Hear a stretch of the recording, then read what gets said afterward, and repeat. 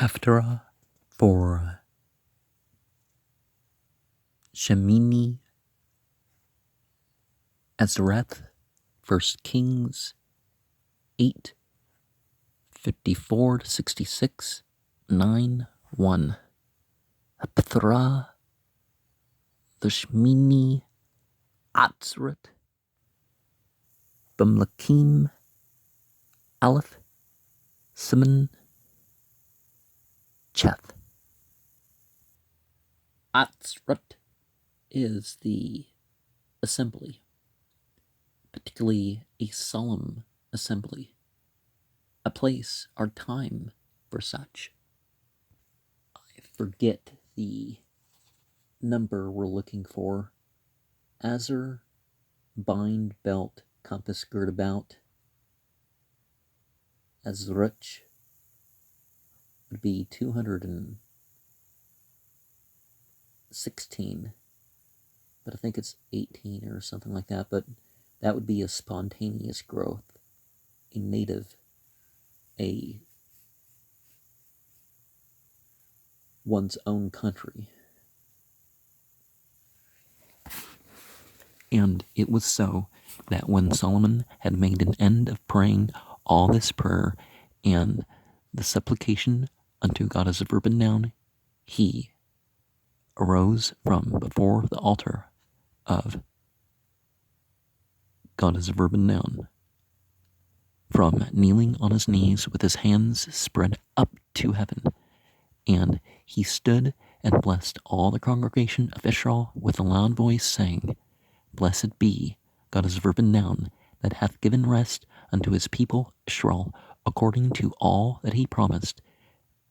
There hath not failed one word of all his good promise, which he promised by the hand of Moses, his servant. And same thing with all the prophets, right? But the actual word, not necessarily what the tradition claims.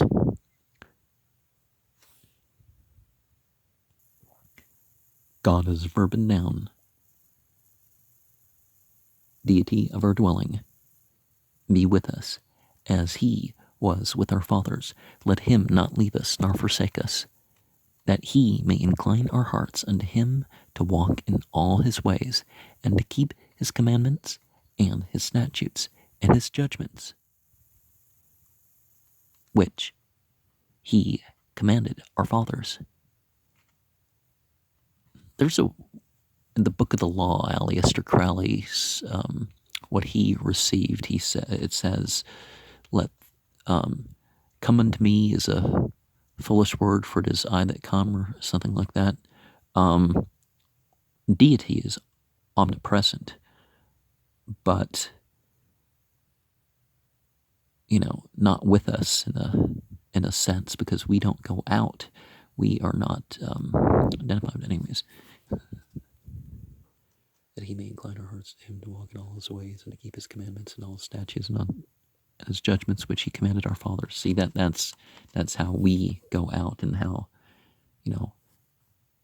the sense comes into us. And let these my words, wherewith I have made supplication before God as a verb and noun, be nigh unto established our God day and night, that he maintain the cause of his servant and the cause of his people Israel every day. Israel as in the upright of God, that all the people of the earth may know that God as a verb and noun is God, and that there is none else. Oh, yeah, all divinity is. Let your heart therefore be perfect with God as a verb and noun, deity to our dwelling, to walk in his statutes, and to keep his commandments as at this day. And the king and all Israel with him offered sacrifice before God as a verb and noun, and Solomon offered a sacrifice of peace offerings, which he offered unto God as a verb and noun 22,000 oxen and 120,000 sheep.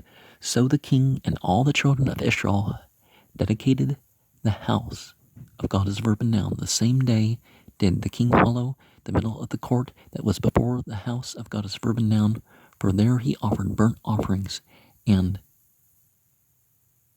meat offerings and the fat of the peace offerings, because of the brazen altar that was before God Azereth now was too little to receive the burnt offerings and the meat offerings and the fat of the peace offerings.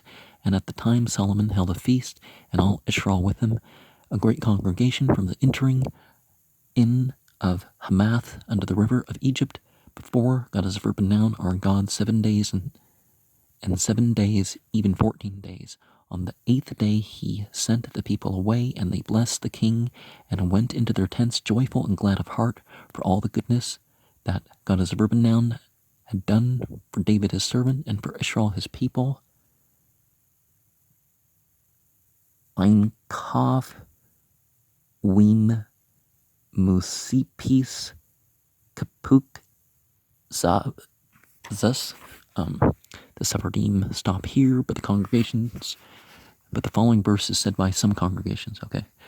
And it came to pass when Solomon had finished the building of the house of God Azereth now, and the king's house, and all Solomon's desire, for which he was pleased to do, Sadur Berkut Achrunut Wiasa Ziyitha.